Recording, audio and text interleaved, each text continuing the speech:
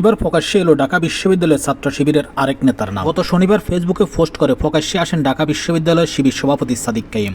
সভাপতির পরিচয় প্রকাশের একদিন পরেই সমন্বয়ক আব্দুল কাদেরের ফেসবুক স্ট্যাটাস থেকে জানা যায় ঢাকা বিশ্ববিদ্যালয়ের শিবিরের সেক্রেটারির পরিচয়। সমন্বয়ক আব্দুল কাদেরের ফেসবুক স্ট্যাটাস থেকে জানা যায় বৈষম্য বিরোধী ছাত্র আন্দোলনের 9 দফা আন্দোলনের রূপকার SM ফরাদি হচ্ছে ঢাকা বিশ্ববিদ্যালয়ের শিবিরের সেক্রেটারি। এবার প্রকাশ্যে এলো ঢাকা বিশ্ববিদ্যালয়ের সাবেক সভাপতি সিকবাতুল্লাহর নাম। তিনি বর্তমানে ছাত্র শিবিরের কেন্দ্রীয় সাহিত্য বিষয়ক সম্পাদকের দায়িত্ব পালন করতেছেন।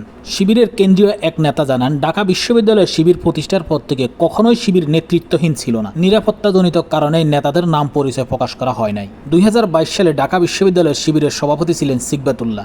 বর্তমানে তিনি শিবিরের কেন্দ্রীয় সাহিত্য সম্পাদকের দায়িত্ব পালন করছেন। বৈষম্য বিরোধী ছাত্র আন্দোলনের সময় সিকবাতুল্লাহ গুরুত্বপূর্ণ ভূমিকা পালন করেন।